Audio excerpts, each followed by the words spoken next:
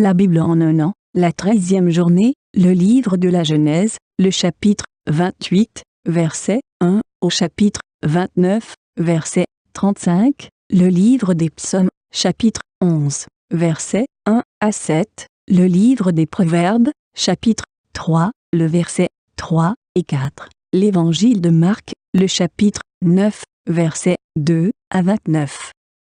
Le livre de la Genèse, chapitre 28. Isaac appela Jacob, le bénit et lui ordonna: Tu ne prendras pas une femme cananéenne. Lève-toi, va à Padan-Aram, chez Bethuel, le frère de ta mère, et prends-y une femme parmi les filles de Laban, le frère de ta mère. Que le Dieu Tout-Puissant te bénisse, te fasse proliférer et te multiplie, afin que tu donnes naissance à tout un groupe de peuples. Qu'il te donne la bénédiction d'Abraham à toi et à ta descendance avec toi, afin que tu possèdes le pays où tu séjournes en étranger et qu'il a donné à Abraham. Isaac fit donc partir Jacob, et celui-ci s'en alla à Padan-Aram, chez Laban, fils de Bethuel l'araméen, et frère de Rebecca, la mère de Jacob et d'Ésaü.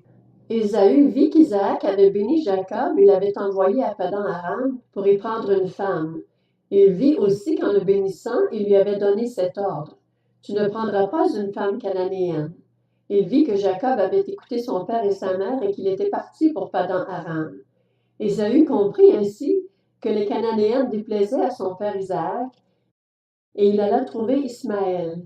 Il prit pour femme, en plus des femmes qu'il avait, Mahalat, qui était la fille d'Ismaël, le fils d'Abraham, et la sœur de Nebajot. Jacob partit de Beer-Shéba et prit la direction de Charan. Arrivé à un certain endroit, il y passa la nuit car le soleil était couché. Il prit une pierre dont il fit son oreiller et il se coucha à cet endroit. Il fit un rêve. Une échelle était appuyée sur la terre et son sommet touchait le ciel. Des anges de Dieu montaient et descendaient par cette échelle. L'Éternel se tenait au-dessus d'elle et il dit: Je suis l'Éternel, le Dieu de ton grand-père Abraham et le Dieu d'Isaac. La terre sur laquelle tu es couché, je te la donnerai à toi et à ta descendance. Ta descendance sera pareille à la poussière de la terre. Tu t'étendras à l'ouest et à l'est, au nord et au sud, et toutes les familles de la terre seront bénies en toi et en ta descendance. Je suis moi-même avec toi, je te garderai partout où tu iras, et je te ramènerai dans ce pays, car je ne t'abandonnerai pas tant que je n'aurai pas accompli ce que je te dis. Jacob se réveilla et se dit: C'est certain, l'Éternel est dans cet endroit, et moi je ne le savais pas. Il eut peur et dit: Que cet endroit est redoutable! C'est ici que se trouve la maison de Dieu, c'est ici que se trouve la porte du ciel. Jacob se leva de bon matin. Il prit la pierre dont il avait fait son oreiller, en fit un monument et versa de l'huile sur son sommet. Il appela cet endroit Béthel, mais la ville s'appelait auparavant Luz. Jacob fit ce vœu: Si Dieu est avec moi et me garde pendant mon voyage, s'il me donne du pain à manger et des habits à mettre, et si je reviens dans la paix chez mon père, alors l'Éternel sera mon Dieu. Cette pierre dont j'ai fait un monument sera la maison de Dieu, et je te donnerai la dîme de tout ce que tu me donneras. Le livre de la Genèse, chapitre 29. Jacob se remit en marche et gagna la région des nomades de l'Est. Il regarda. Il y avait un puits dans les champs et à côté 3 troupeaux de brebis qui se reposaient, car c'était à ce puits qu'on faisait boire les troupeaux. La pierre placée sur l'ouverture du puits était grande. Tous les troupeaux se rassemblaient là, on roulait la pierre de dessus l'ouverture du puits, on faisait boire les troupeaux et l'on remettait la pierre à sa place sur l'ouverture du puits. Jacob demanda aux bergers: Mes frères, d'où êtes-vous? Ils répondirent: Nous sommes de Charan.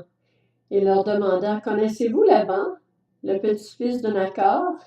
Ils répondirent: Nous le connaissons. Il leur demanda: Est-il en bonne santé? Ils répondirent: Il est en bonne santé, et voici sa fille Rachel qui arrive avec le troupeau. Il dit: Il fait encore grand jour, ce n'est pas le moment de rassembler les troupeaux. Faites boire les brebis, puis allez les faire brouter. Ils répondirent: Nous ne pouvons pas le faire tant que tous les troupeaux ne sont pas rassemblés. C'est à ce moment-là qu'on roule la pierre de dessus l'ouverture du puits et qu'on fait boire les brebis. » Il leur parlait encore quand Rachel arriva avec le troupeau de son père. En effet, elle était bergère. Lorsque Jacob vit Rachel, la fille de Laban, le frère de sa mère, et le troupeau de Laban, le frère de sa mère, il s'approcha, roula la pierre de dessus l'ouverture du puits et fit boire le troupeau de Laban, le frère de sa mère. Jacob embrassa Rachel et se mit à pleurer tout haut. Jacob apprit à Rachel qu'il était un parent de son père, qu'il était le fils de Rebecca. Elle courut l'annoncer à son père. Dès que Laban eut entendu parler de Jacob, le fils de sa sœur, il courut à sa rencontre, l'étreignit tendrement et l'embrassa. Puis il le fit venir chez lui. Jacob raconta tous ces événements à Laban, et Laban lui dit, « C'est certain, tu es bien fait des mêmes os et de la même chair que moi. » Jacob habita 1 mois chez Laban, puis ce dernier lui dit, « Parce que tu fais partie de ma parenté, devrais-tu me servir pour rien? Dis-moi quel sera ton salaire. » Or Laban avait 2 filles. L'aînée s'appelait Léa et la cadette Rachel. Léa avait les yeux fragiles, tandis que Rachel était belle à tout point de vue. Jacob aimait Rachel. Il dit donc, « Je te servirai 7 ans pour Rachel, ta fille cadette. » Laban dit, « Je préfère te la donner à toi qu'à un autre homme, reste chez moi. » Ainsi Jacob servit 7 ans pour Rachel. Ils lui parurent comme quelques jours, parce qu'il l'aimait. Puis Jacob dit à Laban, « Donne-moi ma femme, car je suis allé jusqu'au bout de mon contrat et je veux m'unir à elle. » Laban réunit tous les habitants de l'endroit et donna un festin. Le soir, il prit sa fille Léa et l'amena vers Jacob qui s'unit à elle. Laban donna sa servante Zilpa pour servante à sa fille Léa. Le lendemain matin, voilà que c'était Léa. Jacob dit alors à Laban, « Qu'est-ce que tu m'as fait? N'est-ce pas pour Rachel que j'ai servi chez toi? Pourquoi m'as-tu trompé? » Laban dit, « Cela ne se fait pas chez nous de donner la plus jeune avant l'aînée. Termine la semaine avec celle-ci, et nous te donnerons aussi l'autre pour le service que tu feras encore chez moi pendant 7 nouvelles années. » C'est ce que fit Jacob. Il termina la semaine avec Léa, puis Laban lui donna pour femme sa fille Rachel. Laban donna sa servante Bila pour servante à sa fille Rachel. Jacob s'unit aussi à Rachel, qu'il préférait même à Léa, et il servit encore chez Laban pendant 7 nouvelles années. L'Éternel vit que Léa n'était pas aimée, et il lui permit d'avoir des enfants, tandis que Rachel était stérile. Léa tomba enceinte et mit au monde un fils qu'elle appela Ruben, car elle dit, « L'Éternel a vu mon humiliation, et désormais mon mari m'aimera. » Elle tomba encore enceinte et mit au monde un fils, et elle dit, « L'Éternel a entendu que je n'étais pas aimée, et il m'a aussi accordé celui-ci. » Et elle lui donna le nom de Siméon. Elle tomba encore enceinte et mit au monde un fils, et elle dit, « Cette fois-ci, mon mari s'attachera à moi, car je lui ai donné 3 fils. » C'est pourquoi on l'appela Lévi. Elle tomba encore enceinte et mit au monde un fils, et elle dit, « Cette fois, je célébrerai l'Éternel. » C'est pourquoi elle lui donna le nom de Juda. Puis elle cessa d'avoir des enfants. Le livre des Psaumes, chapitre 11. Au chef de chœur de David. C'est en l'Éternel que je cherche un refuge. Comment pouvez-vous me dire, « Fuis dans les montagnes comme un oiseau » ? Les méchants bandent leur arc, ils ajustent leurs flèches sur la corde pour tirer dans l'ombre sur ceux dont le cœur est droit. Quand les fondements sont renversés, que peut faire le juste? L'Éternel est dans son saint temple, l'Éternel a son trône dans le ciel. Ses yeux regardent, il examine les hommes. L'Éternel examine le juste, il déteste le méchant et celui qui aime la violence. Il fait pleuvoir sur les méchants des charbons, du feu et du soufre. Un vent brûlant, tel est le lot qu'ils ont en partage, car l'Éternel est juste, il aime la justice. Les hommes droits contemplent son visage. Le livre des Proverbes, chapitre 3. Que la bonté et la vérité ne t'abandonnent pas. Attache-les à ton cou, écris-les sur la table de ton cœur. Tu trouveras ainsi grâce et bon sens aux yeux de Dieu et des hommes. Évangile de Marc, chapitre 9. 6 jours après, Jésus prit avec lui Pierre, Jacques et Jean, et il les conduisit seuls à l'écart sur une haute montagne. Il fut transfiguré devant eux. Ses vêtements devinrent resplendissants et d'une telle blancheur que personne sur la terre ne peut blanchir ainsi. Élie et Moïse leur apparurent. Ils s'entretenaient avec Jésus. Pierre prit la parole et dit à Jésus, « Maître, il est bon que nous soyons ici. Faisons 3 abris, un pour toi, un pour Moïse et un pour Élie. » Ils ne savaient que dire, car ils étaient effrayés.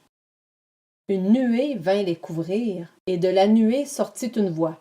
« Celui-ci est mon Fils bien-aimé, écoutez-le. » Aussitôt, les disciples regardèrent tout autour, et ils ne virent plus que Jésus seul avec eux. Comme ils descendaient de la montagne, Jésus leur recommanda de ne dire ce qu'ils avaient vu à personne jusqu'à ce que le Fils de l'homme soit ressuscité. Ils retinrent cette parole, se demandant entre eux ce que signifiait ressusciter. Puis ils lui posèrent cette question. « Pourquoi les spécialistes de la loi disent-ils qu'Élie doit venir d'abord? » Il leur répondit. « Élie doit venir d'abord pour rétablir toutes choses. Et pourquoi est-il écrit à propos du Fils de l'homme qu'il doit souffrir beaucoup et être méprisé?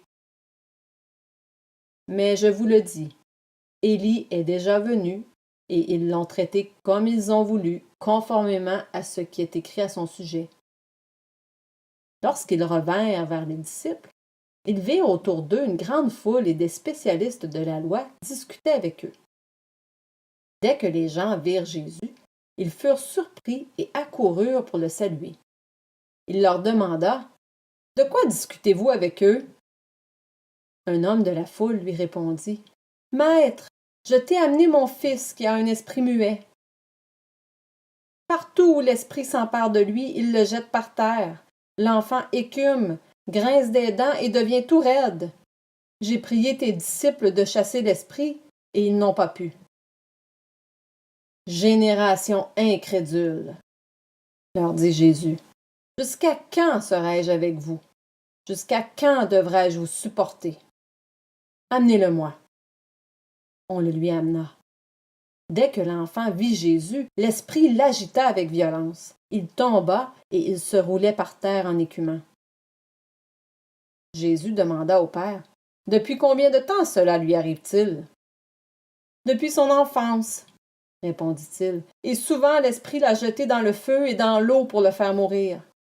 Mais si tu peux faire quelque chose, viens à notre secours, aie compassion de nous. » Jésus lui dit, « Si tu peux, tout est possible à celui qui croit. » Aussitôt, le père de l'enfant, en larmes, s'écria, « Je crois, Seigneur, viens au secours de mon incrédulité. » Voyant accourir la foule, Jésus menaça l'esprit impur en lui disant, « Esprit muet et sourd, je te l'ordonne, sors de cet enfant et n'y rentre plus. » L'esprit sortit de l'enfant en poussant des cris et en le secouant très violemment. L'enfant devint comme mort, de sorte que beaucoup disaient qu'il était mort. Mais Jésus le prit par la main, le fit lever et il se tint debout. Quand Jésus entra dans la maison, ses disciples lui demandèrent en privé, « Pourquoi n'avons-nous pas pu chasser cet esprit? » Il leur dit, « Cette espèce-là ne peut sortir que par la prière et par le jeûne. »